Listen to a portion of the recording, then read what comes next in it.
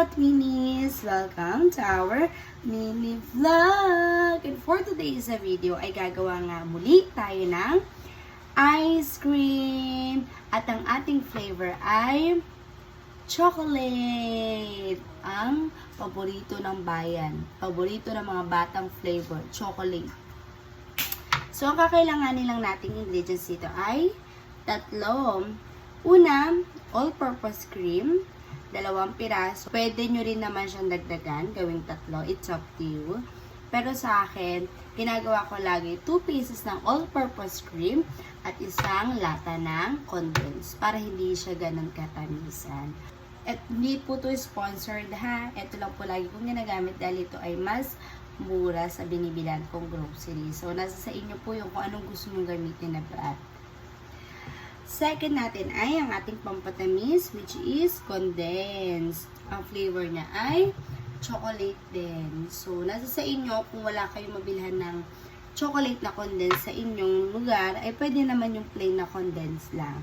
Siyempre, para mas maglasa ang pagiging chocolate niya, pwede rin tayo maglagay ng cocoa powder. So, nasa sa inyo, sa akin ito ay 1/4 cup. 1/4 cup lang po siya. So, tara, simulan na natin gumawa ng ice cream. At the same time, pwede nyo rin po siya pang benta. Meron ako ditong papakita ko sa inyo. So, ito, nakagawa na ako ng iba't ibang flavor ng ice cream. Nilalagay ko siya sa silicone molder. Binili ko lang din to online. So, isi-share ko sa inyo sa link kung saan ko siya binili. Mamaya makikita nyo sa description box or sa comment box. So, ito ang flavor niya ay plain lang to. Plain vanilla flavor. Kasi gagawin ko siyang magnum. So, abangan nyo rin po yung aking video kung paano ko gagawin ang magnum ice cream in popsicle sticks. Binibenta ko po to sa amin is 10 pesos lang. Kasi ang market ko ay mga bata. So, kailangan medyo mababa lang ang presyo pero masarap. Ganon. Ito naman, nabawasan ng isa kasi may bubili na kagabi. So, ang flavor naman na ito ay mango graham. So, gagawa din ako ng tutorial kung paano ko ginawa ang mango graham na ito. So, ayun lang. Gawa na tayo ng another flavor. Let's go! So, ngayon, ilalagay na natin ang 2 all-purpose cream na chilled.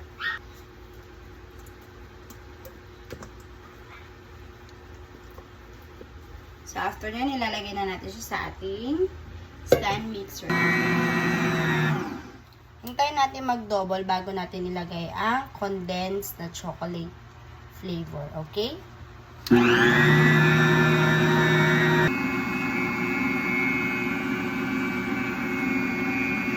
So, ayan. Tinurn off na natin. So, makikita nyo ang ating all-purpose cream ay nag-double na siya ng size. Ngayon, ay ilalagay na natin ang ating condensed na chocolate flavor. Pindutin natin ito para mag-move up. At saka natin isasali ng ating condensed milk na chocolate flavor. Gumamit kayo lagi ng spatula kapag nag-iimbis kayo ng condensed sa lata para hindi naman sayang. Ano na kung ititinda natin ito, ay syempre, para lumakalaki ang ating kita. Imisin natin yan. Magaling tayo mag-imis. So, ayan, makikita nyo, imis na imis ang ating condensed. Gumamit lamang ako ng spatula. Set aside natin. Then, ibababa natin siya ulit. Lalagay natin itong cover. And let's start. Iwan lang muna natin siya. So, gamit ang ating strainer na maliit, sasala na natin para walang buo-buo ang ating cocoa powder.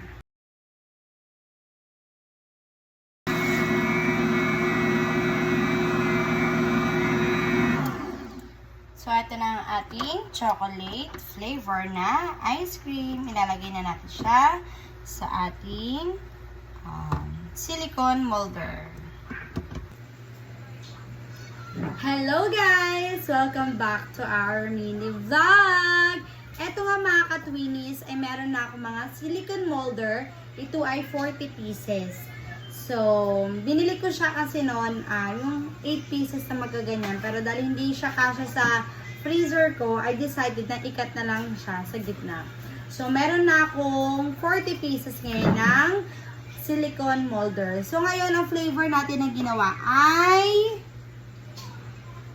chocolate! So, ang technique ko kasi, mga katwinis, kung kayo gusto nyo magtinda, tips ko sa inyo mga katwinis, kung gusto nyo na mabilis sa tumigas ang inyong mga ice cream and popsicle sticks, ay ilagay nyo muna sa freezer etong inyong ginawang ice cream mixture. Kasi, di ba tumigas na siya sa freezer? Once na inilagay nyo siya dito sa bawat molder, ay mas mabilis na siyang titigas. Kasi na-observe ko noon, yung hindi ko pa siya nilalagay sa freezer, ang tagal niya sobrang tumigas.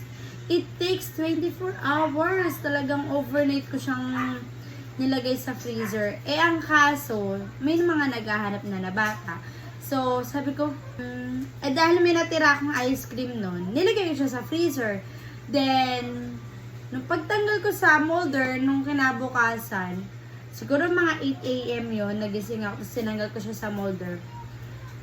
Ay, 5 hours pa lang, napakatigasan ng aking mga ice cream. Kaya sabi ko, alam ko na, ilalagay muna siya sa freezer. Tsaka siya ilalagay sa molder. So, ayun lang, sana makatulong sa inyo at i-comment down nyo kung talagang totoo yung sinabi ko. Well, based on my experience lamang yon. So, sana effective din sa inyo, no? Para kasi sa akin dito sa amin, maraming bata. So, mabilis maubos ang aking mga ice cream. So, kaya inaagad ko din yung paggawa ko. So, dati, ang molder ko is 16 pieces lang. Ibig sabihin, 2 haba lang siya, ganun. Pero dahil nagkukulang nga ako ng ice cream, I decided to buy another 3 set ng popsicle sticks. Ito, may libre naman siyang stick. Tapos, itong molder. So, yun lang. Dami ko ng kwento. Umpisa na natin. So, bibilisan ko na lang. Ayan siya ha. Matigas yan. Matigas. Hindi siya nalalaglag. Galing siya freezer. So, para malaman yung matigas talaga siya, move ko muna. Galing freezer ito. Ayan. O, ayan o. Kidros at ko pa. O, matigas talaga ang aking ice cream na ilalagay. So, tiyagaan lang. Siyempre, kailangan malinis ang ating kamay. At ang ating buhok ay nakapusod. Andiyan na ang aking mister. Naabutan na ako. Sabi ng, gabi na, hindi ka pa pahinga. Well, nagkasawa ka na masipag.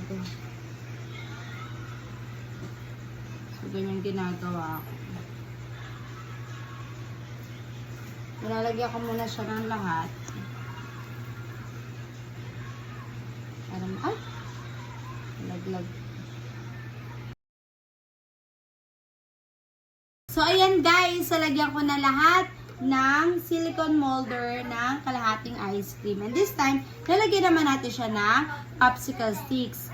And eto guys, i-share ko lang sa inyo na bago ko siya ilagay sa bawat molder, ay hinugasan ko to. Kasi nung unang try ko, syempre, kinain ko muna yung paninda ko. Pagtikim ko, hindi masarap yung lasa ng popsicle sticks. Kaya sabi ko, ay, huhugasan ko. So, ayun, hinuhugasan ko siya every time na gagawa ko. Pag bagong bili ko, hugasan ko na siya, then pinapatuyo ko siya. So, ayun lang, share lang. Kasi syempre, hindi naman natin sure kung saan siya nanggaling, at hindi naman natin sure kung malinis siya or hindi. So, para na rin sa cleanliness, hinugasan ko siya. Tingnan natin siya na, kasi na-observe ko, pag punong-puno na siya, tapos ilagyan ko siya ng ice cream, natatapon. Kaya ang ginagawa ko is, kalahati pa lang, lalagyan ko na ng popsicle sticks. Para hindi nasasayang, hindi natatapon. So, pag yung may mga ganyan, kalakalate, balik natin yan.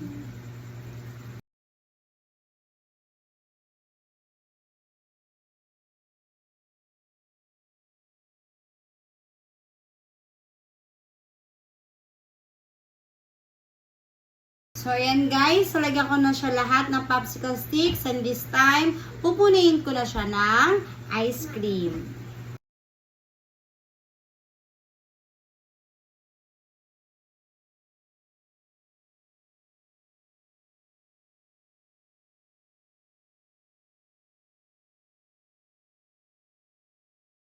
So, hello guys. Ayan, may natira pa akong ice cream. Gagawin ko to bukas ng umaga. So, ayan, nakagawa na tayo ng, gusto ko lang siya konti, 40 pieces na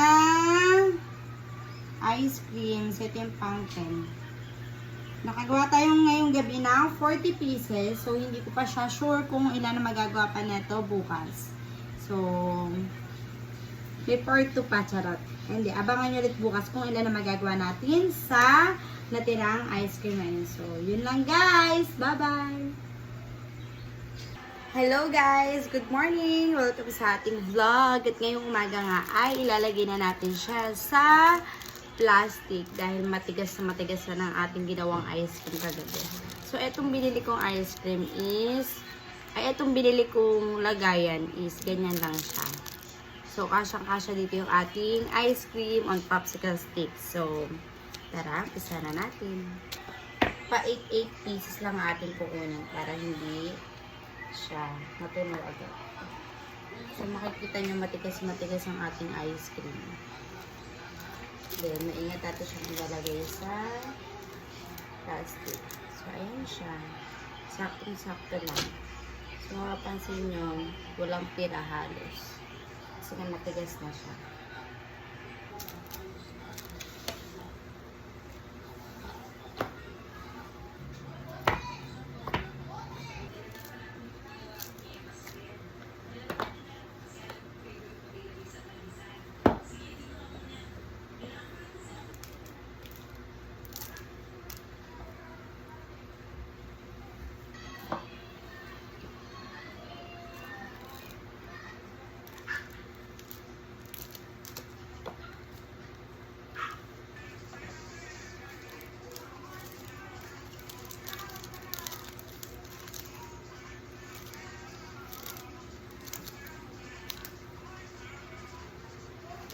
Ito ang ating part 2 ng paglalagay ng mga ice cream sa silicone molder kasi ito yung natira kagabi.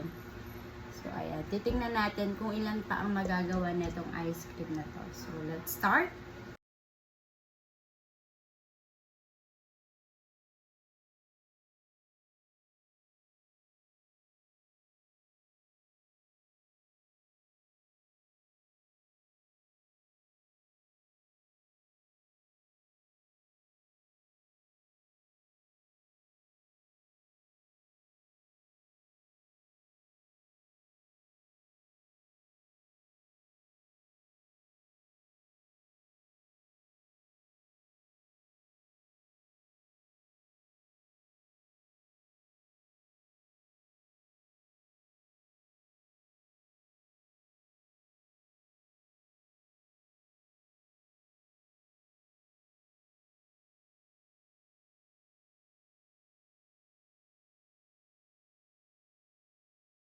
So, ayan guys, nakagawa tayo ng 16 pieces. Kagabi nakagawa tayo ng 40 pieces. So, 40 plus 16 is equal to 56 pieces. Nice! Dami natin nagawa. So, mamaya sa dulo ng video, ipapakita ko sa inyo ang computation. So, yun lang. Salamat sa inyong panonood. Ito ng aking chocolate flavor. Ito, dalawa na lang yung mango graham ko. Then, ito sa likod yung cookies and cream. At ito sa harap yung ube. So, ayan ang mga available flavors ngayong araw. So, yun lang. Salamat sa inyong panonood. Mag-pieces na rin kayo.